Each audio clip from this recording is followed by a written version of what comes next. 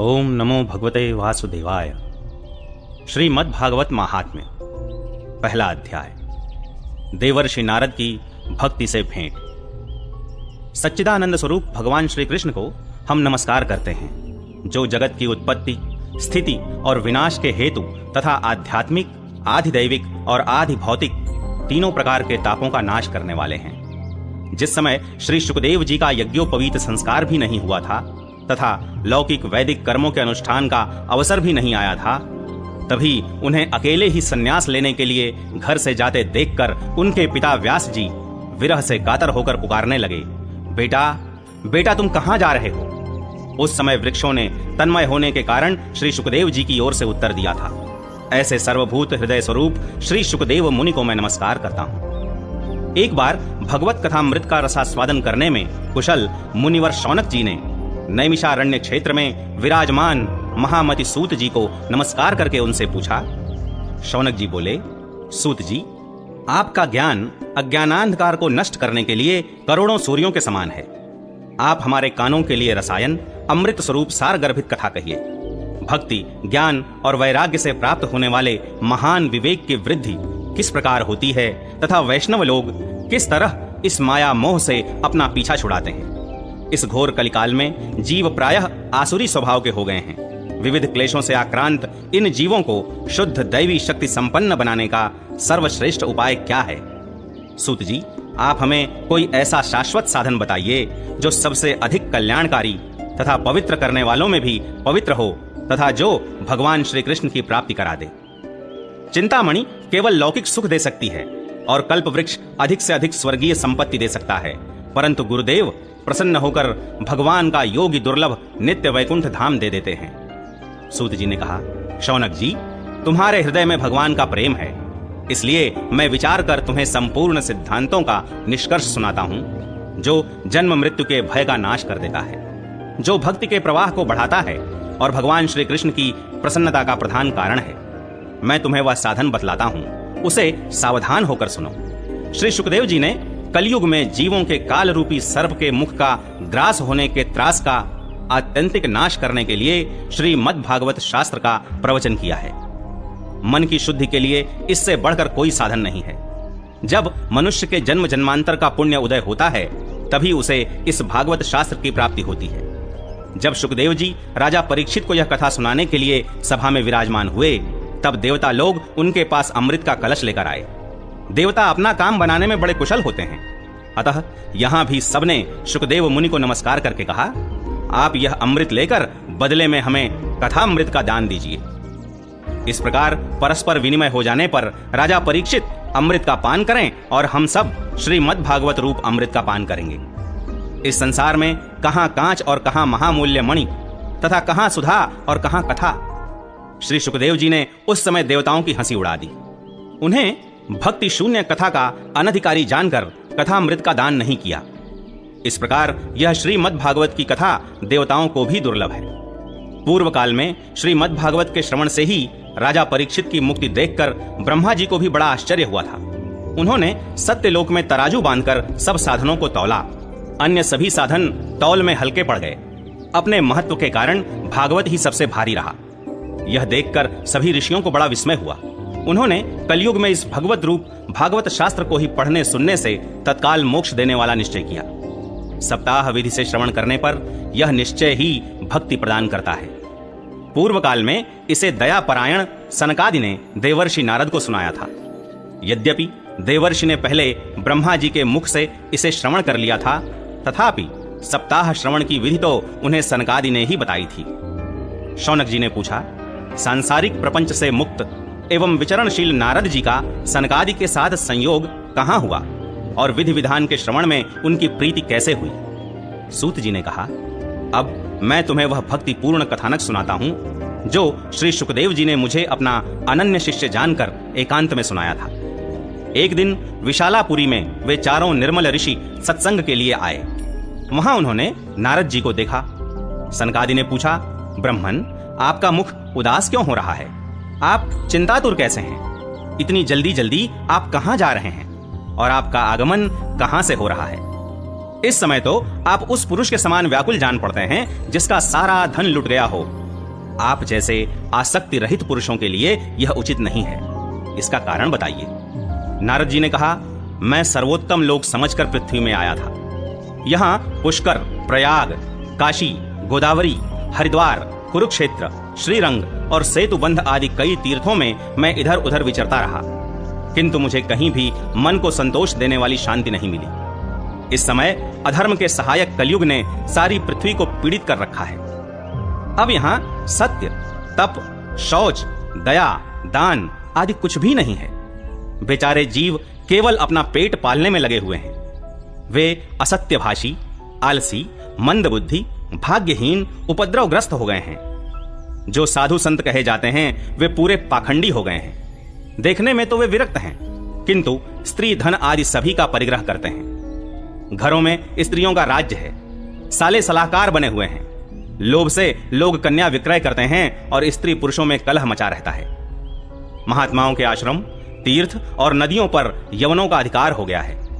उन दुष्टों ने बहुत से देवालय भी नष्ट कर दिए हैं। इस समय यहां न कोई योगी है, न सिद्ध है, न ज्ञानी है और न सत्कर्म करने वाला ही है। सारे साधन इस समय कलिरूप दावानल से जलकर भस्म हो गए हैं। इस कलयुग में सभी देशवासी बाजारों में अन्न बेचने लगे हैं। ब्राह्मण लोग पैसा लेकर वेद पढ़ाते हैं और स्त्रियां वेश्यावृत्ति से निर्वाह करने लगी हैं। इस तरह कलयुग के दोष देखता और पृथ्वी पर विचरता हुआ मैं यमुना जी के तट पर पहुंचा, जहां भगवान श्री कृष्ण की अनेकों लीलाएं हो चुकी हैं। मुनिवरों, सुनिए, वहां मैंने एक बड़ा आश्चर्य देखा। वहां एक युवती स्त्री खिन्न मन से बैठी थी। उसके पास दो वृद्ध पुरुष अचेत अवस्था में पड़े जोर जोर से सांस ले रहे थे। वह तरुणी उनकी सेवा करती हुई कभी उन्हें चेत कराने का प्रयत्न करती और कभी उनके आगे रोने लगती थी। वह अपने शरीर के रक्षक परमात्मा को दसों दिशाओं में देख रही थी। उसके चारों ओर सैकड़ों स्त्रियां उसे पंखा झल रही थीं और बार बार समझाती जाती थीं। दूर से यह सब चरित्र देखकर मैं कुतूहलवश उसके पास चला गया। मुझे देखकर वह युवती खड़ी हो गई और बड़ी व्याकुल होकर कहने लगी। युवती ने कहा, अजी महात्मा जी, क्षण भर ठहर जाइए और मेरी चिंता को भी नष्ट कर दीजिए। आपका दर्शन तो संसार के सभी पापों को सर्वथा नष्ट कर देने वाला है। आपके वचनों से मेरे दुख की भी बहुत कुछ शांति हो जाएगी। मनुष्य का जब बड़ा भाग्य होता है तभी आपके दर्शन हुआ करते हैं। नारद जी कहते हैं, तब मैंने उस स्त्री से पूछा, देवी, तुम कौन हो? ये दोनों पुरुष तुम्हारे क्या होते हैं? और तुम्हारे पास ये कमल नयनी देवियां कौन हैं? तुम हमें विस्तार से अपने दुख का कारण बताओ। युवती ने कहा, मेरा नाम भक्ति है। ये ज्ञान और वैराग्य नामक मेरे पुत्र हैं। समय के फेर से ही ये ऐसे जर्जर हो गए हैं। ये देवियां गंगा जी आदि नदियां हैं। ये सब मेरी सेवा करने के लिए ही आई हैं। इस प्रकार साक्षात देवियों के द्वारा सेवित होने पर भी मुझे सुख शांति नहीं है। तपोधन, अब ध्यान देकर मेरा वृत्तांत सुनिए। मेरी कथा वैसे तो प्रसिद्ध है, फिर भी उसे सुनकर आप मुझे शांति प्रदान करें। मैं द्रविड़ देश में उत्पन्न हुई, कर्नाटक में बढ़ी, कहीं कहीं महाराष्ट्र में सम्मानित हुई, किंतु गुजरात में मुझको बुढ़ापे ने आ घेरा।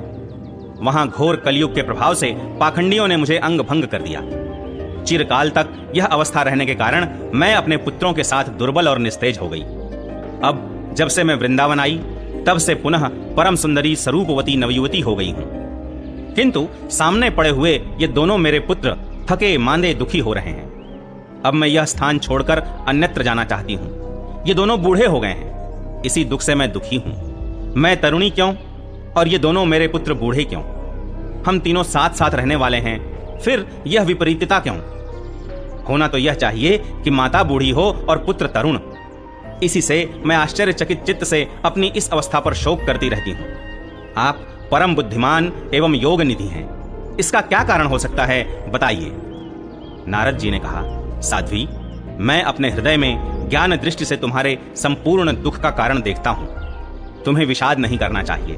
श्री हरि तुम्हारा कल्याण करेंगे। सूत जी कहते हैं, मुनिवर नारद जी ने एक क्षण में ही उसका कारण जानकर कहा। नारद जी ने कहा, देवी, सावधान होकर सुनो। यह दारुण कलयुग है। इसी से इस समय सदाचार, योग मार्ग और तप आदि सभी लुप्त हो गए हैं। लोग शठता और दुष्कर्म में लगकर अघासुर बन रहे हैं। संसार में जहां देखो वहीं सत्पुरुष दुख से म्लान हैं और दुष्ट सुखी हो रहे हैं। इस समय जिस बुद्धिमान पुरुष का धैर्य बना रहे वही बड़ा ज्ञानी या पंडित है। पृथ्वी क्रमशः प्रतिवर्ष शेष जी के लिए भार रूप होती जा रही है। अब यह छूने योग्य तो क्या, देखने योग्य भी नहीं रह गई है और न इसमें कहीं मंगल ही दिखाई देता है।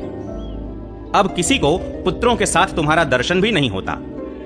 विषयानुराग के कारण अंधे बने हुए जीवों से उपेक्षित होकर तुम जर्जर हो रही थी। वृंदावन के संयोग से तुम फिर नवीन तरुणी हो गई हो। अतः यह वृंदावन धाम धन्य है जहां भक्ति सर्वत्र नृत्य कर रही है। परंतु तुम्हारे इन दोनों पुत्रों का यहां कोई ग्राहक नहीं है, इसलिए इनका बुढ़ापा नहीं छूट रहा है। यहां इनको कुछ आत्म सुख की प्राप्ति होने के कारण ये सोते से जान पड़ते हैं। भक्ति ने कहा, राजा परीक्षित ने इस पापी कलयुग को क्यों रहने दिया? इसके आते ही सब वस्तुओं का सार न जाने कहां चला गया। करुणामय श्री हरि से भी यह अधर्म कैसे देखा जाता है? मुने, मेरा यह संदेह दूर कीजिए। आपके वचनों से मुझे बड़ी शांति मिली है। नारद जी ने कहा, बाले, यदि तुमने पूछा है तो प्रेम से सुनो कल्याणी। मैं तुम्हें सब बताऊंगा और तुम्हारा दुख दूर हो जाएगा। जिस दिन भगवान श्री कृष्ण इस भूलोक को छोड़कर अपने परम धाम को पधारे, उसी दिन से यहाँ संपूर्ण साधनों में बाधा डालने वाला कलयुग आ गया। दिग्विजय के समय राजा परीक्षित की दृष्टि पड़ने पर कलयुग दीन के समान उनकी शरण में आया। भ्रमर के समान सारग्राही राजा ने यह निश्चय किया कि इसका वध मुझे नहीं करना चाहिए, क्योंकि जो फल तपस्या, योग एवं समाधि से भी नहीं मिलता, कलयुग में वही फल श्री हरि कीर्तन से ही भली भांति मिल जाता है। इस प्रकार सारहीन होने पर भी उसे इस एक ही दृष्टि से सार युक्त देखकर उन्होंने कलयुग में उत्पन्न होने वाले जीवों के सुख के लिए ही इसे रहने दिया था। इस समय लोगों के कुकर्म में प्रवृत्त होने के कारण सभी वस्तुओं का सार निकल गया है और पृथ्वी के सारे पदार्थ बीजहीन भूसी के समान हो गए हैं। ब्राह्मण केवल अन्न धनादि के लोभवश घर घर एवं जन जन को भागवत की कथा सुनाने लगे हैं, इसलिए कथा का सार चला गया। तीर्थों में नाना प्रकार के अत्यंत घोर कर्म करने वाले नास्तिक और नारकी पुरुष भी रहने लगे हैं, इसलिए तीर्थों का भी प्रभाव जाता रहा। जिनका चित्त निरंतर काम, क्रोध, महान लोभ और तृष्णा से तपता रहता है, वे भी तपस्या का ढोंग करने लगे हैं, इसलिए तप का भी सार निकल गया। मन पर काबू न होने के कारण तथा लोभ, दंभ और पाखंड का आश्रय लेने के कारण एवं शास्त्र का अभ्यास न करने से ध्यान योग का फल मिट गया। पंडितों की यह दशा है कि वे अपनी स्त्रियों के साथ भैंसों की तरह रमण करते हैं। उनमें संतान पैदा करने की ही कुशलता पाई जाती है। मुक्ति साधन में वे सर्वथा अकुशल हैं। संप्रदायानुसार प्राप्त हुई वैष्णवता भी कहीं देखने में नहीं आती। इस प्रकार जगह जगह सभी वस्तुओं का सार लुप्त हो गया है। यह तो इस युग का स्वभाव ही है, इसमें किसी का दोष नहीं है। इसी से पुंडरीकाक्ष भगवान बहुत समीप रहते हुए भी यह सब सह रहे हैं। सूत जी कहते हैं, शौनक जी, इस प्रकार देवर्षि नारद के वचन सुनकर भक्ति को बड़ा आश्चर्य हुआ। फिर उसने जो कुछ कहा उसे सुनिए। भक्ति ने कहा, देवर्षे, आप धन्य हैं। मेरा बड़ा सौभाग्य था जो आपका समागम हुआ। संसार में साधुओं का दर्शन ही समस्त सिद्धियों का परम कारण है।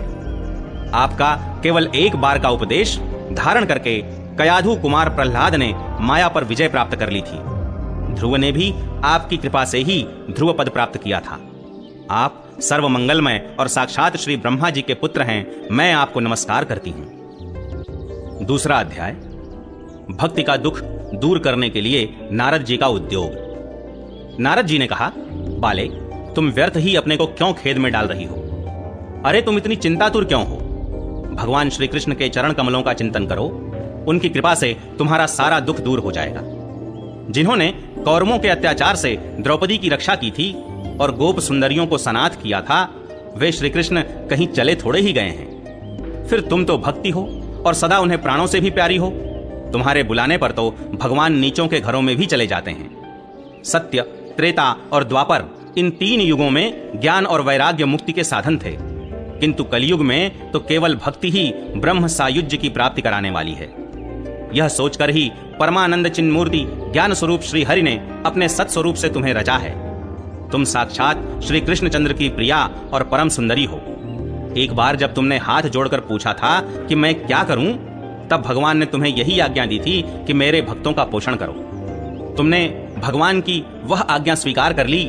इससे तुम पर श्री हरि बहुत प्रसन्न हुए और तुम्हारी सेवा करने के लिए मुक्ति को तुम्हें दासी के रूप में दे दिया और इन ज्ञान वैराग्य को पुत्रों के रूप में। तुम अपने साक्षात स्वरूप से वैकुंठ धाम में ही भक्तों का पोषण करती हो। भूलोक में तो तुमने उनकी पुष्टि के लिए केवल छाया रूप धारण कर रखा है। तब तुम मुक्ति, ज्ञान और वैराग्य को साथ लिए पृथ्वी तल पर आईं और सत्य युग से द्वापर पर्यंत बड़े आनंद से रहीं। कलयुग में तुम्हारी दासी मुक्ति पाखंड रूप रोग से पीड़ित होकर क्षीण होने लगी थी, इसीलिए वह तो तुरंत ही तुम्हारी आज्ञा से वैकुंठ लोक को चली गई। इस लोक में भी तुम्हारे स्मरण करने से ही वह आती है और फिर चली जाती है, किंतु इन ज्ञान वैराग्य को तुमने पुत्र मानकर अपने पास ही रख छोड़ा है। फिर भी कलयुग में इनकी उपेक्षा होने के कारण तुम्हारे ये पुत्र उत्साहहीन और वृद्ध हो गए हैं। फिर भी तुम चिंता न करो, मैं इनके नवजीवन का उपाय सोचता हूं। सुमुखी, कलि के समान कोई भी युग नहीं है। इस युग में मैं तुम्हें घर घर में प्रत्येक पुरुष के हृदय में स्थापित कर दूंगा। देखो, अन्य सब धर्मों को दबाकर और भक्ति विषयक महोत्सवों को आगे रखकर यदि मैंने लोक में तुम्हारा प्रचार न किया तो मैं श्री हरि का दास नहीं। इस कलयुग में जो जीव तुमसे युक्त होंगे वे पापी होने पर भी बेखटके भगवान श्री कृष्ण के अभय धाम को प्राप्त होंगे। जिनके हृदय में निरंतर प्रेम रूपिणी भक्ति निवास करती है वे शुद्धांतःकरण पुरुष स्वप्न में भी यमराज को नहीं देखते। जिनके हृदय में भक्ति महारानी का निवास है उन्हें प्रेत, पिशाच, राक्षस या दैत्य आदि स्पर्श करने में भी समर्थ नहीं हो सकते। भगवान तप, वेदाध्ययन, ज्ञान और कर्म आदि किसी भी साधन से वश में नहीं किए जा सकते। वे केवल भक्ति से ही वशीभूत होते हैं। इसमें श्री गोपी जन प्रमाण है। मनुष्यों का सहस्त्रों जन्म के पुण्य प्रताप से भक्ति में अनुराग होता है। कलयुग में केवल भक्ति ही सार है। भक्ति से तो साक्षात श्री कृष्णचंद्र सामने उपस्थित हो जाते हैं। जो लोग भक्ति से द्रोह करते हैं वे तीनों लोकों में दुख ही दुख पाते हैं। पूर्व काल में भक्त का तिरस्कार करने वाले दुर्वासा ऋषि को बड़ा कष्ट उठाना पड़ा था। बस व्रत, तीर्थ, योग, यज्ञ और ज्ञान चर्चा आदि बहुत से साधनों की कोई आवश्यकता नहीं है। एकमात्र भक्ति ही मुक्ति देने वाली है। सूत जी कहते हैं, इस प्रकार नारद जी के निर्णय किए हुए अपने महात्म्य को सुनकर भक्ति के सारे अंग पुष्ट हो गए और वे उनसे कहने लगी।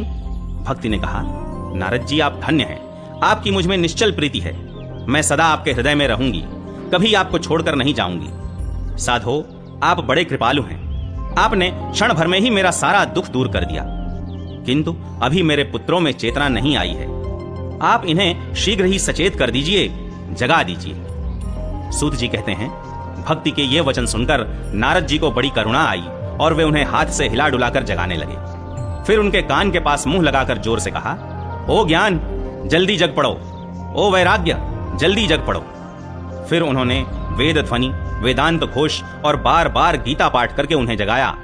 इससे वे जैसे तैसे बहुत जोर लगाकर उठे, किंतु आलस्य के कारण वे दोनों जम्हाई लेते रहे, नेत्र उघाड़कर देख भी नहीं सके। उनके बाल बगुलों की तरह सफेद हो गए थे। उनके अंग प्रायः सूखे काठ के समान निस्तेज और कठोर हो गए थे। इस प्रकार भूख प्यास के मारे अत्यंत दुर्बल होने के कारण उन्हें फिर सोते देख नारद जी को बड़ी चिंता हुई और वे सोचने लगे, अब मुझे क्या करना चाहिए। इनकी यह नींद और इससे भी बढ़कर इनकी वृद्धावस्था कैसे दूर हो।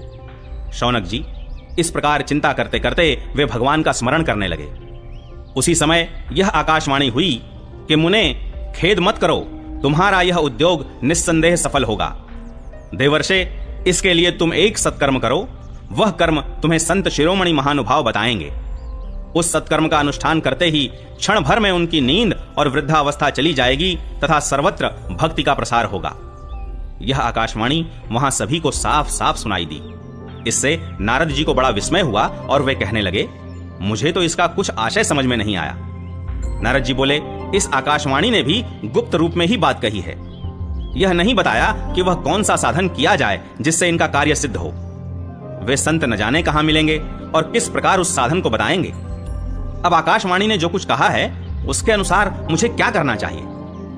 सूत जी कहते हैं, शौनक जी, तब ज्ञान वैराग्य दोनों को वहीं छोड़कर नारद मुनि वहां से चल पड़े और प्रत्येक तीर्थ में जा जाकर मार्ग में मिलने वाले मुनीश्वरों से वह साधन पूछने लगे।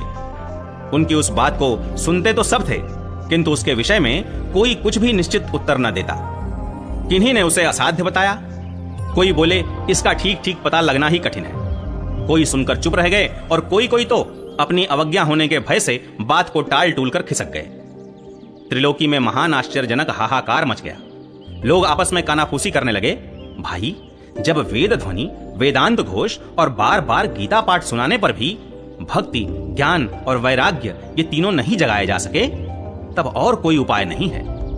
स्वयं योगीराज नारद को भी जिसका ज्ञान नहीं है, उसे दूसरे संसारी लोग कैसे बता सकते हैं? इस प्रकार जिन जिन ऋषियों से इसके विषय में पूछा गया, उन्होंने निर्णय करके यही कहा कि यह बात दुसाध्य ही है।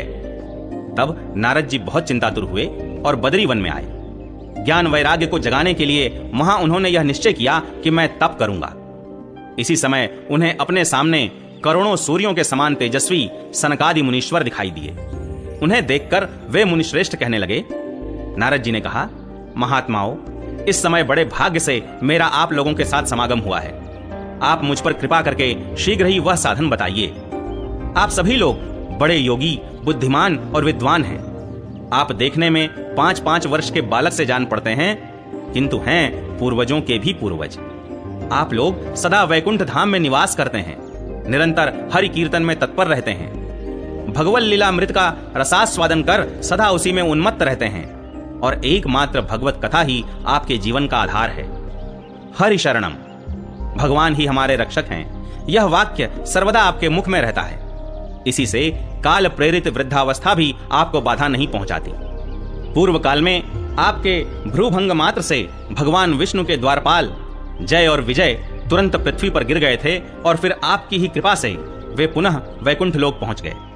धन्य है, इस समय आपका दर्शन बड़े सौभाग्य से ही हुआ है। मैं बहुत दीन हूं और आप लोग स्वभाव से ही दयालु हैं, इसलिए मुझ पर आपको अवश्य कृपा करनी चाहिए। बताइए, आकाशवाणी ने जिसके विषय में कहा है वह कौन सा साधन है, और मुझे किस प्रकार उसका अनुष्ठान करना चाहिए? आप इसका विस्तार से वर्णन कीजिए।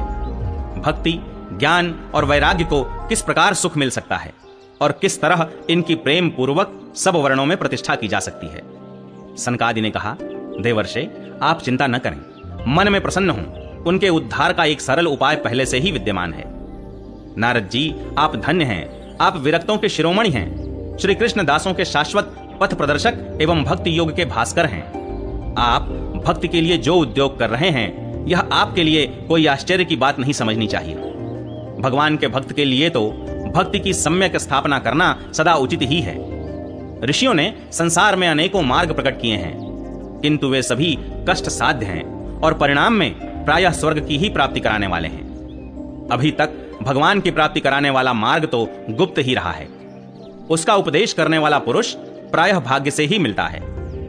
आपको आकाशवाणी ने जिस सत्कर्म का संकेत किया है, उसे हम बतलाते हैं। आप प्रसन्न और समाहित चित्त होकर सुनिए। नारद जी, द्रव्य यज्ञ, तपो यज्ञ, योग यज्ञ और स्वाध्याय रूप ज्ञान यज्ञ, ये सब तो स्वर्गादि की प्राप्ति कराने वाले कर्म की ही ओर संकेत करते हैं। पंडितों ने ज्ञान यज्ञ को ही सत्कर्म का सूचक माना है। वह श्रीमद् भागवत का पारायण है, जिसका गान शुक आदि महानुभावों ने किया है। उसके शब्द सुनने से ही भक्ति, ज्ञान और वैराग्य को बड़ा बल मिलेगा। इससे ज्ञान वैराग्य का कष्ट मिट जाएगा और भक्ति को आनंद मिलेगा। सिंह की गर्जना सुनकर जैसे भेड़िए भाग जाते हैं, उसी प्रकार श्रीमद् भागवत की ध्वनि से कलयुग के सारे दोष नष्ट हो जाएंगे। तब प्रेम रस प्रवाहित करने वाली भक्ति, ज्ञान और वैराग्य को साथ लेकर प्रत्येक घर और व्यक्ति के हृदय में क्रीड़ा करेगी। नारद जी ने कहा, मैंने वेद वेदांत की ध्वनि और गीता पाठ करके उन्हें बहुत जगाया, किंतु फिर भी भक्ति, ज्ञान और वैराग्य ये तीनों नहीं जगे। ऐसी स्थिति में श्रीमद् भागवत सुनाने से वे कैसे जगेंगे? क्योंकि उस कथा के प्रत्येक श्लोक और प्रत्येक पद में भी वेदों का ही तो सारांश है। आप लोग शरणागत वत्सल हैं तथा आपका दर्शन कभी व्यर्थ नहीं होता। इसलिए मेरा यह संदेह दूर कर दीजिए, इस कार्य में विलंब न कीजिए। सनकादि ने कहा, श्रीमद् भागवत की कथा वेद और उपनिषदों के सार से बनी है, इसलिए उनसे अलग उनकी फल रूपा होने के कारण वह बड़ी उत्तम जान पड़ती है। जिस प्रकार रस वृक्ष की जड़ से लेकर शाखाग्र पर्यंत रहता है, किंतु इस स्थिति में उसका आस्वादन नहीं किया जा सकता, वही जब अलग होकर फल के रूप में आ जाता है तब संसार में सभी को प्रिय लगने लगता है। दूध में घी रहता ही है, किंतु उस समय उसका अलग स्वाद नहीं मिलता, वही जब उससे अलग हो जाता है तब देवताओं के लिए भी स्वाद वर्धक हो जाता है। खांड ईख के ओर छोर और बीच में भी व्याप्त रहती है, तथापि अलग होने पर उसकी कुछ और ही मिठास होती है। ऐसी ही यह भागवत की कथा है। यह भागवत पुराण वेदों के समान है। श्री व्यास देव ने इसे भक्ति, ज्ञान और वैराग्य की स्थापना के लिए प्रकाशित किया है। पूर्व काल में जिस समय वेद वेदांत के पारगामी और गीता की भी रचना करने वाले भगवान व्यास देव खिन्न होकर अज्ञान समुद्र में गोते खा रहे थे, उस समय आपने ही उन्हें 4 श्लोकों में इसका उपदेश किया था। उसे सुनते ही उनकी सारी चिंता दूर हो गई थी। फिर इसमें आपको आश्चर्य क्यों हो रहा है जो आप हमसे प्रश्न कर रहे हैं? आपको उन्हें शोक और दुख का विनाश करने वाला श्रीमद् भागवत पुराण ही सुनाना चाहिए। नारद जी ने कहा, महानुभावों, आपका दर्शन जीव के संपूर्ण पापों को तत्काल नष्ट कर देता है और जो संसार दुख रूप दावानल से तपे हुए हैं उन पर शीघ्र ही शांति की वर्षा करता है। आप निरंतर शेष जी के सहस्त्र मुखों से गाए हुए भगवत कथामृत का ही पान करते रहते हैं। मैं प्रेम लक्षणा भक्ति का प्रकाश करने के उद्देश्य से आपकी शरण लेता हूं। जब अनेकों जन्मों के संचित पुण्य पुंज का उदय होने से मनुष्य को सत्संग मिलता है, तब वह उसके अज्ञान जनित मोह और मद रूप अंधकार का नाश करके विवेक उदय होता है। तीसरा अध्याय, भक्ति के कष्ट की निवृत्ति। नारद जी कहते हैं, अब मैं भक्ति, ज्ञान और वैराग्य को स्थापित करने के लिए प्रयत्न पूर्वक श्री सुखदेव जी के कहे हुए भागवत शास्त्र की कथा द्वारा उज्जवल ज्ञान यज्ञ करूंगा। यह यज्ञ मुझे कहां करना चाहिए, आप इसके लिए कोई स्थान बता दीजिए। आप लोग वेद के पारगामी हैं, इसलिए मुझे इस शुक शास्त्र की महिमा सुनाइए। यह भी बताइए कि श्रीमद् भागवत की कथा कितने दिनों में सुनानी चाहिए और उसके सुनने की विधि क्या है। सनकादि बोले, नारद जी, आप बड़े विनीत और विवेकी हैं। सुनिए, हम आपको ये सब बातें बताते हैं। हरिद्वार के पास आनंद नाम का एक घाट है। वहां अनेकों ऋषि रहते हैं तथा देवता और सिद्ध लोग भी उसका सेवन करते रहते हैं। भांति भांति के वृक्ष और लताओं के कारण वह बड़ा सघन है और वहां बड़ी कोमल नवीन बालू बिछी हुई है। वह घाट बड़ा ही सुरम्य और एकांत प्रदेश में है। वहां हर समय सुनहले कमलों की सुगंध आया करती है। उसके आसपास रहने वाले सिंह, हाथी आदि परस्पर विरोधी जीवों के चित्त में भी वैर भाव नहीं है। वहां आप बिना किसी विशेष प्रयत्न के ही ज्ञान यज्ञ आरंभ कर दीजिए। उस स्थान पर कथा में अपूर्व रस का उदय होगा। भक्ति भी अपनी आंखों के ही सामने निर्बल और जरा जीर्ण अवस्था में पड़े हुए ज्ञान और वैराग्य को साथ लेकर वहां आ जाएगी, क्योंकि जहां भी श्रीमद् भागवत की कथा होती है वहां ये भक्ति आदि अपने आप पहुंच जाते हैं। वहां कानों में कथा के शब्द पढ़ने से ये तीनों तरुण हो जाएंगे।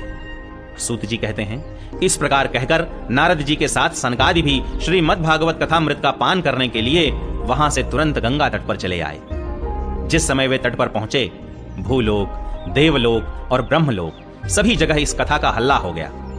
जो जो भगवत कथा के रसिक विष्णु भक्त थे, वे सभी श्रीमद् भागवतामृत का पान करने के लिए सबसे आगे दौड़ दौड़ कर आने लगे।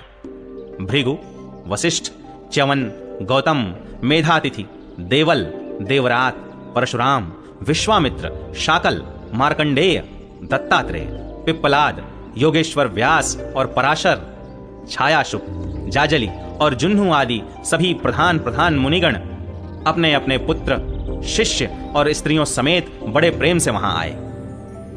इनके सिवा वेद, वेदांत, मंत्र, तंत्र, 17 पुराण और 6 शास्त्र भी मूर्तिमान होकर वहां उपस्थित हुए।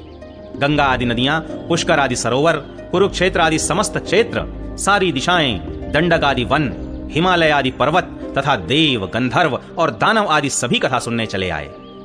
जो लोग अपने गौरव के कारण नहीं आए, महर्षि भृगु उन्हें समझा बुझा कर ले आए।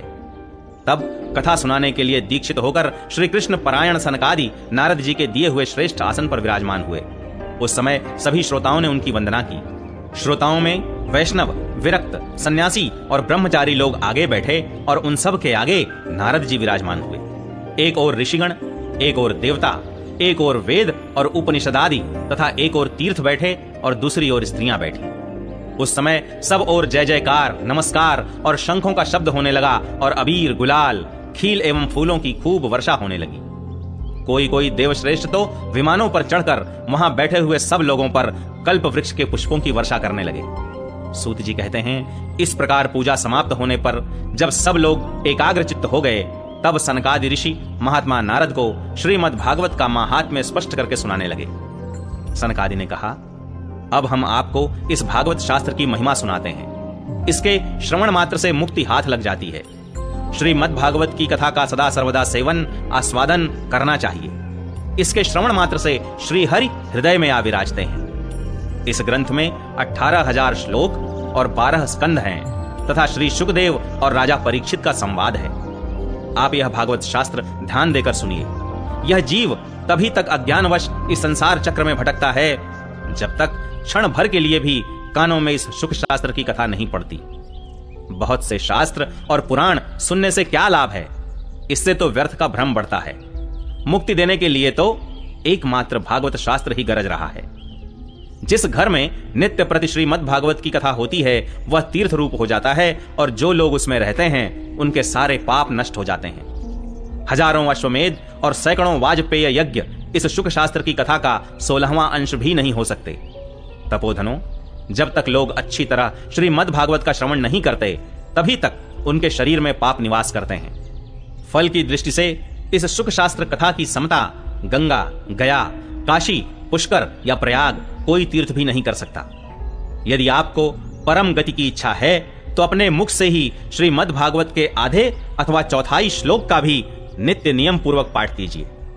ओमकार, गायत्री, पुरुष सूक्त, तीनों वेद, श्रीमद् भागवत, ओम नमो भगवते वासुदेवाय, यह द्वादशाक्षर मंत्र, 12 मूर्तियों वाले सूर्य भगवान, प्रयाग, संवत्सर रूप काल, ब्राह्मण, अग्निहोत्र, गौ, द्वादशी तिथि, तुलसी, वसंत ऋतु और भगवान पुरुषोत्तम, इन सब में बुद्धिमान लोग वस्तुतः कोई अंतर नहीं मानते। जो पुरुष अहर्निश अर्थ सहित श्रीमद् भागवत शास्त्र का पाठ करता है उसके करोड़ों जन्मों का पाप नष्ट हो जाता है। इसमें तनिक भी संदेह नहीं है। जो पुरुष नित्य प्रति भागवत का आधा या चौथाई श्लोक भी पढ़ता है उसे राजसूय और अश्वमेध यज्ञों का फल मिलता है। नित्य भागवत का पाठ करना, भगवान का चिंतन करना, तुलसी को सींचना और गौ की सेवा करना, ये चारों समान है। जो पुरुष अंत समय में श्रीमद् भागवत का वाक्य सुन लेता है उस पर प्रसन्न होकर भगवान उसे वैकुंठ धाम देते हैं। जो पुरुष इसे सोने के सिंहासन पर रखकर विष्णु भक्त को दान करता है वह अवश्य ही भगवान का सायुज्य प्राप्त करता है। जिस दुष्ट ने अपनी सारी आयु में चित्त को एकाग्र करके श्रीमद् भागवतामृत का थोड़ा सा भी रसास्वादन नहीं किया, उसने तो अपना सारा जन्म चांडाल और गधे के समान व्यर्थ ही गंवा दिया। वह तो अपनी माता को प्रसव पीड़ा पहुंचाने के लिए ही उत्पन्न हुआ। जिसने इस शुक शास्त्र के थोड़े से भी वचन नहीं सुने वह पापात्मा तो जीता हुआ ही मुर्दे के समान है। पृथ्वी के भार स्वरूप उस पशु तुल्य मनुष्य को धिक्कार है। यूं स्वर्गलोक में देवताओं में प्रधान इंद्रादि कहा करते हैं। संसार में श्रीमद् भागवत की कथा का मिलना अवश्य ही कठिन है। जब करोड़ों जन्मों का पुण्य होता है तभी इसकी प्राप्ति होती है। नारद जी, आप बड़े ही बुद्धिमान और योग निधि हैं। आप प्रयत्न पूर्वक कथा का श्रवण कीजिए। इसे सुनने के लिए दिनों का कोई नियम नहीं है। इसे तो सर्वदा ही सुनना अच्छा है। इसे सत्य भाषण और ब्रह्मचर्य पालन पूर्वक सर्वदा ही सुनना श्रेष्ठ माना गया है। किंतु कलयुग में ऐसा होना कठिन है, इसलिए इसकी शुकदेव जी ने जो विशेष विधि बताई है वह जान लेनी चाहिए। कलयुग में बहुत दिनों तक चित्त की वृत्तियों को वश में रखना, नियमों में बंधे रहना और किसी पुण्य कार्य के लिए दीक्षित रहना कठिन है। इसलिए सप्ताह श्रवण की विधि है। श्रद्धा पूर्वक कभी भी श्रवण करने से अथवा माघ मास में श्रवण करने से जो फल होता है वही फल श्री शुकदेव जी ने सप्ताह श्रवण में निर्धारित किया है। मन के असंयम, रोगों की बहुलता और आयु की अल्पता के कारण तथा कलयुग में अनेकों दोषों की संभावना से ही सप्ताह श्रवण का विधान किया गया है। जो फल तप, योग और समाधि से भी प्राप्त नहीं हो सकता वह सर्वांग रूप में सप्ताह श्रवण से सहज में ही मिल जाता है। सप्ताह श्रवण यज्ञ से बढ़कर है, व्रत से बढ़कर है, तप से कहीं बढ़कर है, तीर्थ सेवन से तो सदा ही बड़ा है, योग से बढ़कर है, यहां तक कि ध्यान और ज्ञान से भी बढ़कर है। अजी इसकी विशेषता का कहां तक वर्णन करें, यह तो सभी से बढ़ चढ़कर है। शौनक जी ने पूछा, सूत जी, यह तो आपने बड़े आश्चर्य की बात कही। अवश्य ही यह भागवत पुराण योग वेत्ता ब्रह्मा जी के भी आदि कारण श्री नारायण का निरूपण करता है, परंतु यह मोक्ष की प्राप्ति में ज्ञान आदि सभी साधनों का तिरस्कार करके इस युग में उनसे भी कैसे बढ़ गया। सूत जी ने कहा, शौनक जी, जब भगवान श्री कृष्ण इस धराधाम को छोड़कर अपने नित्य धाम को जाने लगे, तब उनके मुखार विंद से 11 स्कंध का ज्ञानोपदेश सुनकर श्री उद्धव जी ने पूछा। उद्धव जी बोले, गोविंद, अब आप तो अपने भक्तों का कार्य करके परम धाम को पधारना चाहते हैं, किंतु मेरे मन में एक बड़ी चिंता है, उसे सुनकर आप मुझे शांत कीजिए।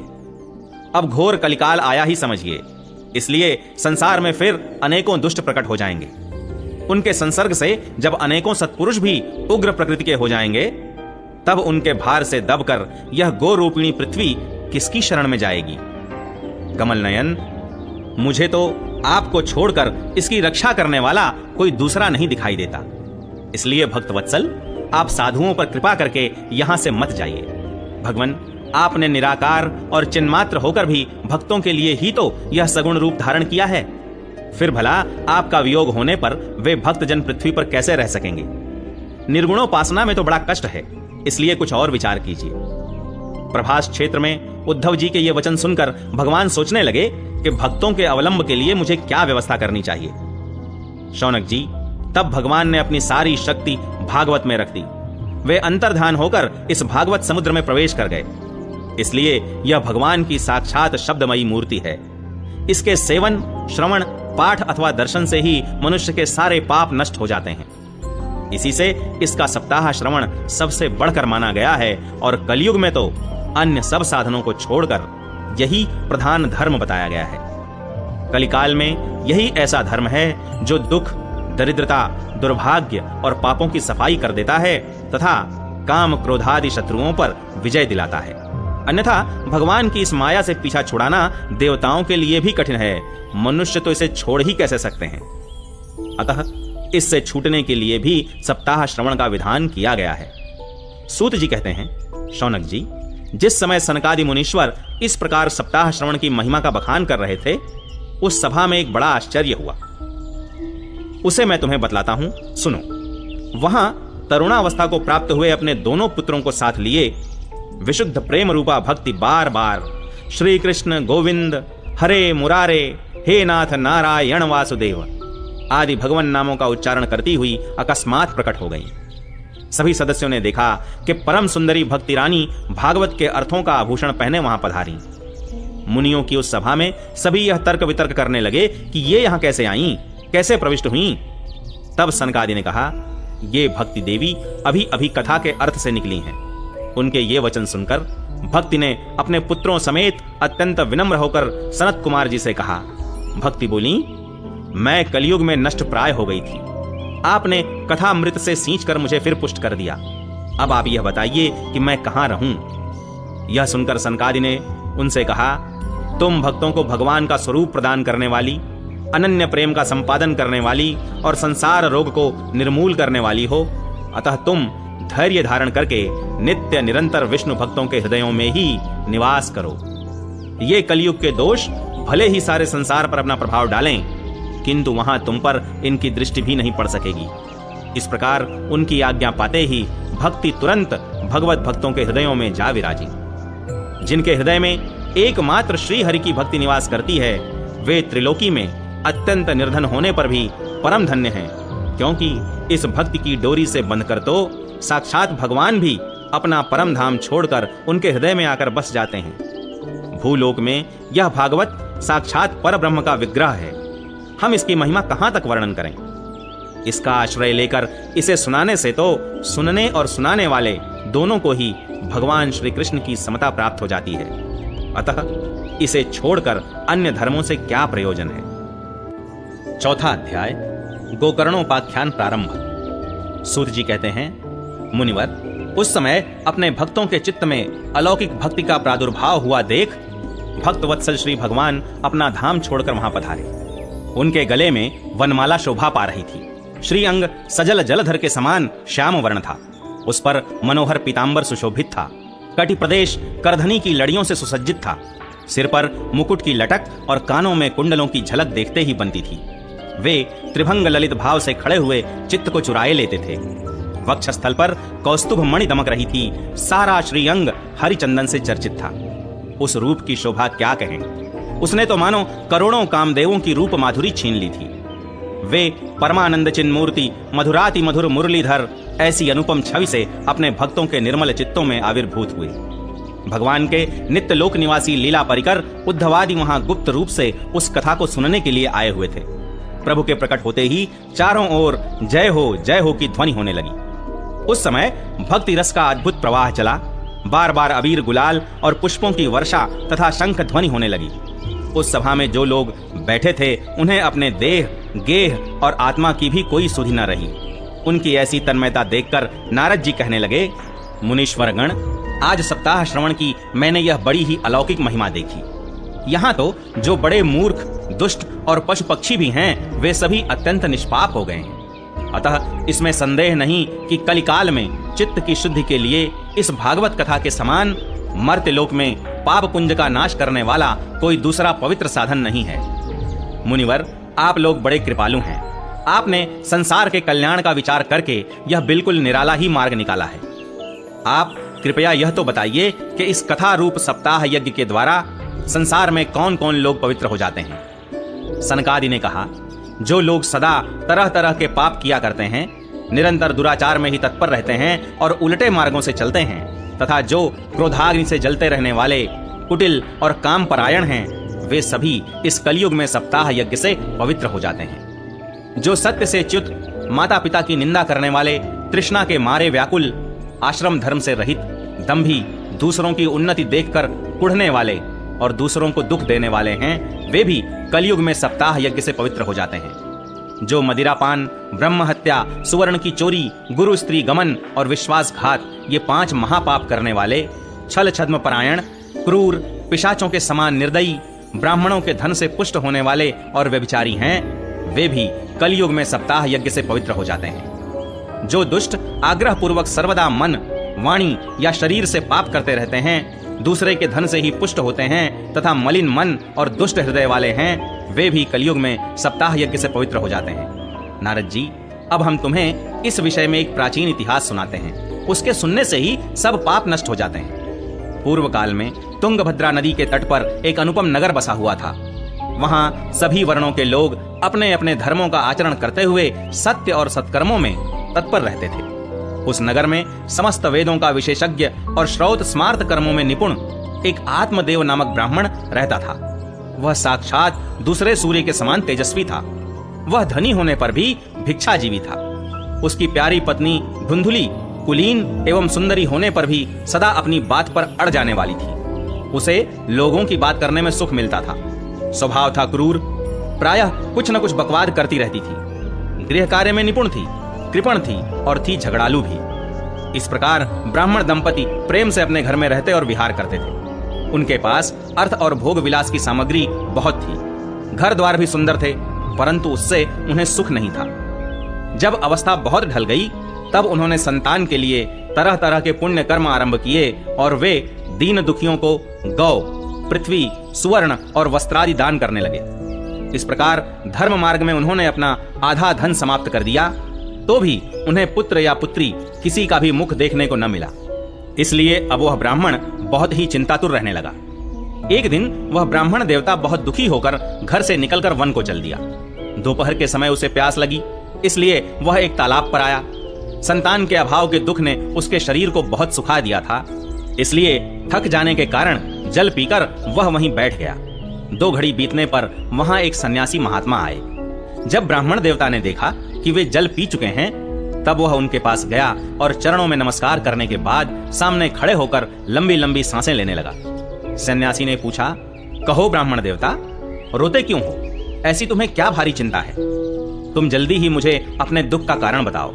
ब्राह्मण ने कहा, महाराज, मैं अपने पूर्व जन्म के पापों से संचित दुख का क्या वर्णन करूं। अब मेरे पितर मेरे द्वारा दी हुई जलांजलि के जल को अपनी चिंता जनित सांस से कुछ गर्म करके पीते हैं। देवता और ब्राह्मण मेरा दिया हुआ प्रसन्न मन से स्वीकार नहीं करते। संतान के लिए मैं इतना दुखी हो गया हूं कि मुझे सब सूना ही सूना दिखाई देता है। मैं प्राण त्यागने के लिए यहाँ आया हूँ। संतानहीन जीवन को धिक्कार है, संतानहीन गृह को धिक्कार है, संतानहीन धन को धिक्कार है और संतानहीन कुल को धिक्कार है। मैं जिस गाय को पालता हूँ वह भी सर्वथा बांझ हो जाती है। जो पेड़ लगाता हूँ उस पर भी फल फूल नहीं लगते।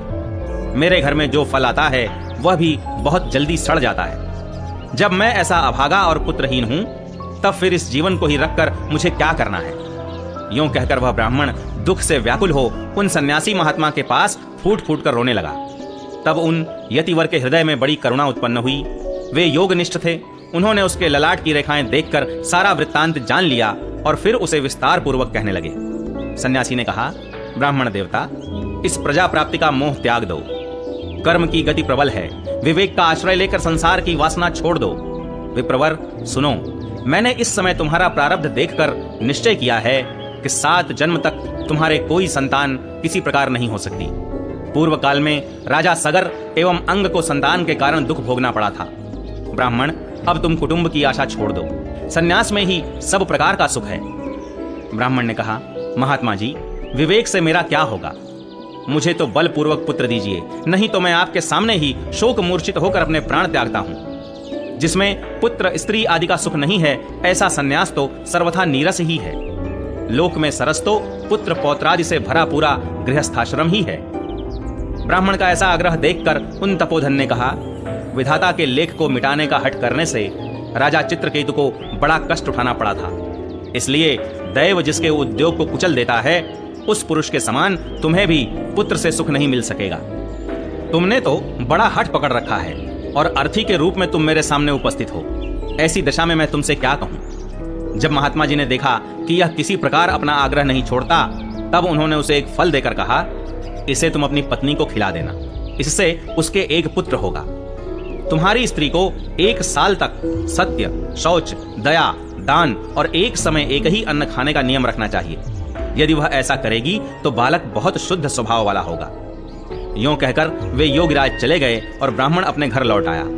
वहां आकर उसने वह फल अपनी स्त्री के हाथ में दे दिया और स्वयं कहीं चला गया। उसकी स्त्री तो कुटिल स्वभाव की थी ही। वह रो रोकर अपनी एक सखी से कहने लगी, सखी, मुझे तो बड़ी चिंता हो गई। मैं तो यह फल नहीं खाऊंगी। फल खाने से गर्भ रहेगा और गर्भ से पेट बढ़ जाएगा, फिर कुछ खाया पिया जाएगा नहीं। इससे मेरी शक्ति क्षीण हो जाएगी और तब बता घर का धंधा कैसे होगा। और दैववश यदि कहीं गांव में डाकुओं का आक्रमण हो गया तो गर्भिणी स्त्री कैसे भागेगी।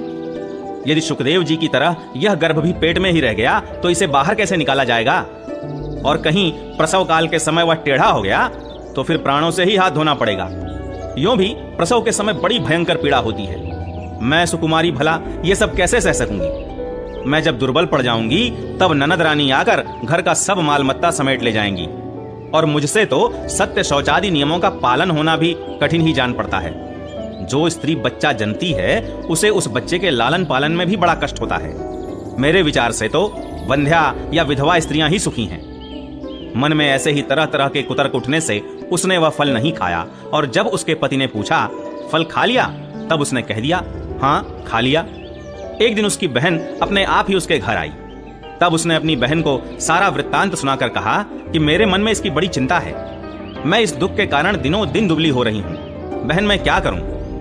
बहन ने कहा, मेरे पेट में बच्चा है, प्रसव होने पर वह बालक मैं तुझे दे दूंगी। तब तक तू गर्भवती के समान घर में गुप्त रूप से सुख से रह। तू मेरे पति को कुछ धन दे देगी तो वे तुझे अपना बालक दे देंगे।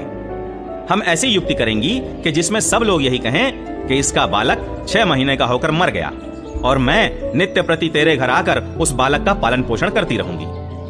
तू इस समय इसकी जांच करने के लिए यह फल गौ को खिला दे। ब्राह्मणी ने स्त्री स्वभाववश जो जो उसकी बहन ने कहा था वैसे ही सब किया। इसके पश्चात समयानुसार जब उस स्त्री के पुत्र हुआ तब उसके पिता ने चुपचाप लाकर उसे धुंधली को दे दिया और उसने आत्मदेव को सूचना दे दी कि मेरे सुखपूर्वक बालक हो गया है। इस प्रकार आत्मदेव के पुत्र हुआ सुनकर सब लोगों को बड़ा आनंद हुआ। ब्राह्मण ने उसका जात कर्म संस्कार करके ब्राह्मणों को दान दिया और उसके द्वार पर गाना बजाना तथा अनेक प्रकार के मांगलिक कृत्य होने लगे। धुंधुली ने अपने पति से कहा, मेरे स्तनों में तो दूध ही नहीं है, फिर गौ आदि किसी अन्य जीव के दूध से मैं इस बालक का किस प्रकार पालन करूंगी? मेरे बहन के अभी बालक हुआ था, वह मर गया है। उसे बुलाकर अपने यहाँ रख लें तो वह आपके इस बच्चे का पालन पोषण कर लेगी। तब पुत्र की रक्षा के लिए आत्मदेव ने वैसा ही किया तथा माता धुंधुली ने उस बालक का नाम धुंधुकारी रखा। इसके बाद 3 महीने बीतने पर उस गौ के भी एक मनुष्याकार बच्चा हुआ। वह सर्वांग सुंदर, दिव्य, निर्मल तथा सुवर्ण की सी कांति वाला था। उसे देखकर ब्राह्मण देवता को बड़ा आनंद हुआ और उसने स्वयं ही उसके सब संस्कार किए। इस समाचार से और सब लोगों को भी बड़ा आश्चर्य हुआ और वे बालक को देखने के लिए आए तथा आपस में कहने लगे, देखो भाई, अब आत्मदेव का कैसा भाग्योदय हुआ है। कैसे आश्चर्य की बात है कि गौ के भी ऐसा दिव्य रूप बालक उत्पन्न हुआ है। दैव योग से इस गुप्त रहस्य का किसी को भी पता न लगा। आत्मदेव ने उस बालक के गौ के से कान देखकर उसका नाम गोकर्ण रखा। कुछ काल बीतने पर वे दोनों बालक जवान हो गए। उनमें गोकर्ण तो बड़ा पंडित और ज्ञानी हुआ, किंतु धुंधुकारी बड़ा ही दुष्ट निकला। स्नान शौचादि ब्राह्मणोचित आचारों का उसमें नाम भी न था और न खान पान का ही कोई परहेज था। क्रोध उसमें बहुत बढ़ा चढ़ा था। वह बुरी बुरी वस्तुओं का संग्रह किया करता था। मुर्दे के हाथ से छुआया हुआ अन्न भी खा लेता था। दूसरों की चोरी करना और सब लोगों से द्वेष बढ़ाना उसका स्वभाव बन गया था। छिपे छिपे वह दूसरों के घरों में आग लगा देता था। दूसरों के बालकों को खिलाने के लिए गोद में लेता और उन्हें चट कुएं में डाल देता। हिंसा का उसे व्यसन सा हो गया था। हर समय वह अस्त्र शस्त्र धारण किए रहता और बेचारे अंधे और दीन दुखियों को व्यर्थ तंग करता रहता। चांडालों से उसका विशेष प्रेम था। बस हाथ में फंदा लिए कुत्तों की टोली के साथ शिकार की टोह में घूमता रहता। वेश्याओं के जाल में फंसकर उसने अपने पिता की सारी संपत्ति नष्ट कर दी। एक दिन माता पिता को मार पीट कर घर के सब बर्तन भांडे उठा ले गया। इस प्रकार जब सारी संपत्ति स्वाहा हो गई, तब उसका कृपण पिता फूट फूट कर रोने लगा और बोला, इससे तो इसकी मां का बांझ रहना ही अच्छा था। कुपुत्र तो बड़ा ही दुखदाई होता है। अब मैं कहां रहूं, कहां जाऊं? मेरे इस संकट को कौन काटेगा? हाय, मेरे ऊपर तो बड़ी विपत्ति आ पड़ी है। इस दुख के कारण अवश्य मुझे एक दिन प्राण छोड़ने पड़ेंगे। उसी समय परम ज्ञानी गोकर्ण जी वहां आए और उन्होंने पिता को वैराग्य का उपदेश करते हुए बहुत समझाया। वे बोले, पिताजी, यह संसार असार है। यह अत्यंत दुख रूप और मोह में डालने वाला है। पुत्र किसका, धन किसका? स्नेहवान पुरुष रात दिन दीपक के समान जलता रहता है। सुख न तो इंद्र को है और न चक्रवर्ती राजा को ही। सुख है तो केवल विरक्त एकांत जीवी मुनि को। यह मेरा पुत्र है, इस अज्ञान को छोड़ दीजिए। मोह से नरक की प्राप्ति होती है। यह शरीर तो नष्ट होगा ही, इसलिए सब कुछ छोड़कर वन में चले जाइए। गोकर्ण के वचन सुनकर आत्मदेव वन में जाने के लिए तैयार हो गया और उनसे कहने लगा, बेटा, वन में रहकर मुझे क्या करना चाहिए, यह मुझसे विस्तार पूर्वक कहो। मैं बड़ा मूर्ख हूं। अब तक कर्मवश स्नेह पाश में बंधा हुआ अपंग की भांति इस घर रूप अंधेरे कुएं में ही पड़ा रहा हूं। तुम बड़े दयालु हो, इससे मेरा उद्धार करो।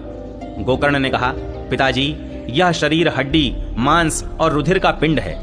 इसे आप मैं मानना छोड़ दें और स्त्री पुत्रादि को अपना कभी न माने। इस संसार को रात दिन क्षण भंगुर देखें। इसकी किसी भी वस्तु को स्थायी समझकर उसमें राग न करें। बस एकमात्र वैराग्य रस के रसिक होकर भगवान की भक्ति में लगे रहें। भगवत भजन ही सबसे बड़ा धर्म है। निरंतर उसी का आश्रय लिए रहें। अन्य सब प्रकार के लौकिक धर्मों से मुख मोड़ लें। सदा साधु जनों की सेवा करें। भोगों की लालसा को पास न फटकने दें तथा जल्दी से जल्दी दूसरों के गुण दोषों का विचार करना छोड़कर एकमात्र भगवत सेवा और भगवान की कथाओं के रस का ही पान करें। इस प्रकार पुत्र की वाणी से प्रभावित होकर आत्मदेव ने घर छोड़ दिया और वन की यात्रा की। यद्यपि उसकी आयु उस समय 60 वर्ष की हो चुकी थी, फिर भी बुद्धि में पूरी दृढ़ता थी। वहां रात दिन भगवान की सेवा पूजा करने से और नियम पूर्वक भागवत के 10वें स्कंध का पाठ करने से उसने भगवान श्री कृष्णचंद्र को प्राप्त कर लिया। 5वां अध्याय, धुंधुकारी को प्रेत योनि की प्राप्ति और उससे उद्धार। सूत जी कहते हैं, शौनक जी, पिता के वन चले जाने पर एक दिन धुंधुकारी ने अपनी माता को बहुत पीटा और कहा, बता धन कहां रखा है, नहीं तो अभी तेरी लुआठी से खबर लूंगा। उसकी इस धमकी से डरकर और पुत्र के उपद्रवों से दुखी होकर वह रात्रि के समय कुएं में जा गिरी और इसी से उसकी मृत्यु हो गई। योगनिष्ठ गोकर्ण जी तीर्थ यात्रा के लिए निकल गए। उन्हें इन घटनाओं से कोई सुख या दुख नहीं होता था, क्योंकि उनका न कोई मित्र था न शत्रु। धुंधुकारी 5 वेश्याओं के साथ घर में रहने लगा।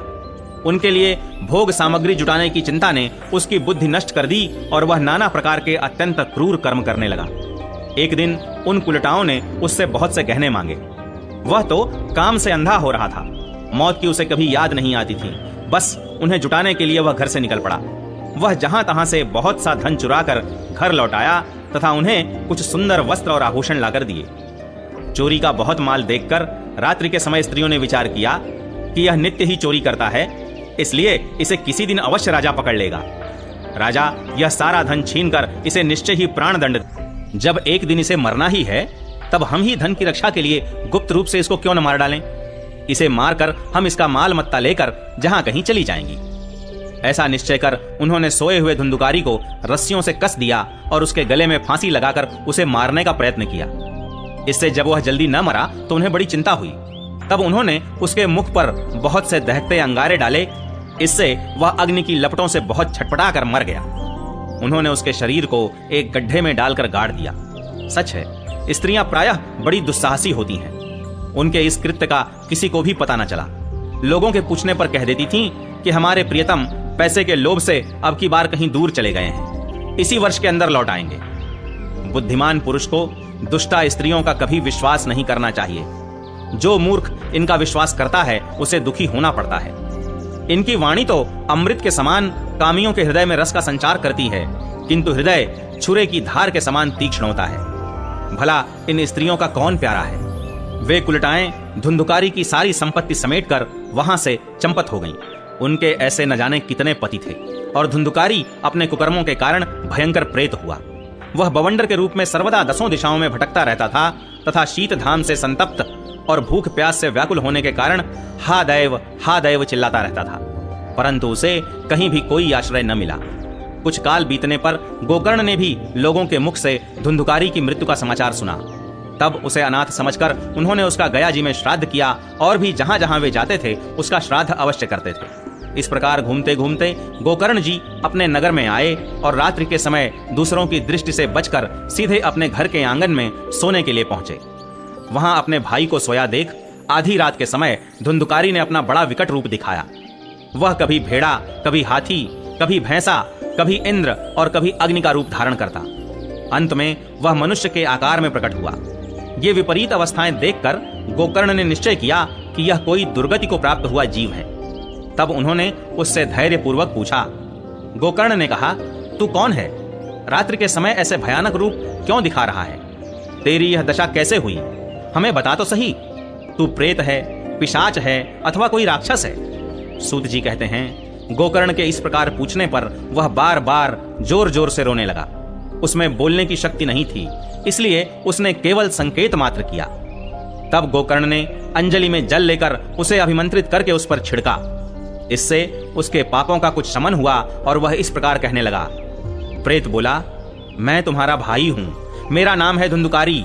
मैंने अपने ही दोष से अपना ब्राह्मणत्व नष्ट कर दिया। मेरे कुकर्मों की गिनती नहीं की जा सकती। मैं तो महान अज्ञान में चक्कर काट रहा था, इसी से मैंने लोगों की बड़ी हिंसा की। अंत में कुलटा स्त्रियों ने मुझे तड़पा तड़पा कर मार डाला। इसी से अब प्रेत योनि में पड़कर यह दुर्दशा भोग रहा हूं। अब दैववश कर्म फल का उदय होने से मैं केवल वायु भक्षण करके जी रहा हूं। भाई, तुम दया के समुद्र हो, अब किसी प्रकार जल्दी ही मुझे इस योनि से छुड़ाओ। गोकर्ण ने धुंधुकारी की सारी बातें सुनी और तब उससे बोले। गोकर्ण ने कहा, भाई, मुझे इस बात का बड़ा आश्चर्य है। मैंने तुम्हारे लिए विधि पूर्वक गया जी में पिंडदान किया, फिर भी तुम प्रेत योनि से मुक्त कैसे नहीं हुए? यदि गया श्राद्ध से भी तुम्हारी मुक्ति नहीं हुई, तब इसका और कोई उपाय ही नहीं है। अच्छा, तुम सब बात खोल कर कहो, मुझे अब क्या करना चाहिए? प्रेत ने कहा, मेरी मुक्ति सैकड़ों गया श्राद्ध करने से भी नहीं हो सकती। अब तो तुम इसका कोई और उपाय सोचो। प्रेत की यह बात सुनकर गोकर्ण को बड़ा आश्चर्य हुआ। वे कहने लगे, यदि सैकड़ों गया श्राद्धों से भी तुम्हारी मुक्ति नहीं हो सकती, तब तो तुम्हारी मुक्ति असंभव ही है। अच्छा, अभी तो तुम निर्भय होकर अपने स्थान पर रहो, मैं विचार करके तुम्हारी मुक्ति के लिए कोई दूसरा उपाय करूंगा। गोकर्ण की आज्ञा पाकर धुंधकारी वहां से अपने स्थान पर चला आया। इधर गोकर्ण ने रात भर विचार किया, तब भी उन्हें कोई उपाय नहीं सूझा। प्रातःकाल उनको आया देख लोग प्रेम से उनसे मिलने आए। तब गोकर्ण ने रात में जो कुछ जिस प्रकार हुआ था वह सब उन्हें सुना दिया। उनमें जो लोग विद्वान, योगनिष्ठ, ज्ञानी और वेदज्ञ थे, उन्होंने भी अनेकों शास्त्रों को उलट पलट कर देखा, तो भी उसकी मुक्ति का कोई उपाय न मिला। तब सबने यही निश्चय किया कि इस विषय में सूर्य नारायण जो आज्ञा करें वही करना चाहिए। अतः गोकर्ण ने अपने तपोबल से सूर्य की गति को रोक दिया। उन्होंने स्तुति की, भगवान आप सारे संसार के साक्षी हैं, मैं आपको नमस्कार करता हूं। आप मुझे कृपा करके धुंधकारी की मुक्ति का साधन बताइए। गोकर्ण की यह प्रार्थना सुनकर सूर्यदेव ने दूर से ही स्पष्ट शब्दों में कहा, श्रीमद् भागवत से मुक्ति हो सकती है, इसलिए तुम उसका सप्ताह पारायण करो। सूर्य का यह धर्ममय वचन वहां सभी ने सुना। तब सबने यही कहा कि प्रयत्न पूर्वक यही करो, है भी यह साधन बहुत सरल। अतः गोकर्ण जी भी तदनुसार निश्चय करके कथा सुनाने के लिए तैयार हो गए। देश और गांवों से अनेकों लोग कथा सुनने के लिए आए। बहुत से लंगड़े, लूले, अंधे, बूढ़े और मंदबुद्धि पुरुष भी अपने पापों की निवृत्ति के उद्देश्य से वहां आ पहुंचे। इस प्रकार वहां इतनी भीड़ हो गई कि उसे देखकर देवताओं को भी आश्चर्य होता था। जब गोकर्ण जी व्यास गद्दी पर बैठकर कथा कहने लगे, तब वह प्रेत भी वहां आ पहुंचा और इधर उधर बैठने के लिए स्थान ढूंढने लगा। इतने में ही उसकी दृष्टि एक सीधे रखे हुए 7 गांठ के बांस पर पड़ी। उसी के नीचे के छिद्र में घुसकर वह कथा सुनने के लिए बैठ गया। वायु रूप होने के कारण वह बाहर कहीं बैठ नहीं सकता था, इसलिए बांस में घुस गया। गोकर्ण जी ने एक वैष्णव ब्राह्मण को मुख्य श्रोता बनाया और प्रथम स्कंध से ही स्पष्ट स्वर में कथा सुनानी आरंभ कर दी। सायंकाल में जब कथा को विश्राम दिया गया, तब एक बड़ी विचित्र बात हुई। वहां सभासदों के देखते देखते उस बांस की एक गांठ तड़ तड़ शब्द करती हुई फट गई। इसी प्रकार दूसरे दिन सायंकाल में दूसरी गांठ फटी और तीसरे दिन उसी समय तीसरी। इस प्रकार 7 दिनों में 7 गांठों को फोड़कर धुंधकारी 12 स्कंधों के सुनने से पवित्र होकर प्रेत योनि से मुक्त हो गया और दिव्य रूप धारण करके सबके सामने प्रकट हुआ। उसका मेघ के समान श्याम शरीर पीतांबर और तुलसी की मालाओं से सुशोभित था तथा सिर पर मनोहर मुकुट और कानों में कमनीय कुंडल झिलमिला रहे थे। उसने तुरंत अपने भाई गोकर्ण को प्रणाम करके कहा, भाई तुमने कृपा करके मुझे प्रेत योनि की यातनाओं से मुक्त कर दिया। यह प्रेत पीड़ा का नाश करने वाली श्रीमद् भागवत की कथा धन्य है तथा श्री कृष्णचंद्र के धाम की प्राप्ति कराने वाला इसका सप्ताह पारायण भी धन्य है। जब सप्ताह श्रवण का योग लगता है, तब सब पाप थर्रा उठते हैं कि अब यह भागवत की कथा जल्दी ही हमारा अंत कर देगी। जिस प्रकार आग गीली, सूखी, छोटी, बड़ी सब तरह की लकड़ियों को जला डालती है, उसी प्रकार यह सप्ताह श्रवण मन, वचन और कर्म द्वारा किए हुए नए, पुराने, छोटे, बड़े सभी प्रकार के पापों को भस्म कर देता है। विद्वानों ने देवताओं की सभा में कहा है कि जो लोग इस भारतवर्ष में श्रीमद् भागवत की कथा नहीं सुनते, उनका जन्म वृथा ही है।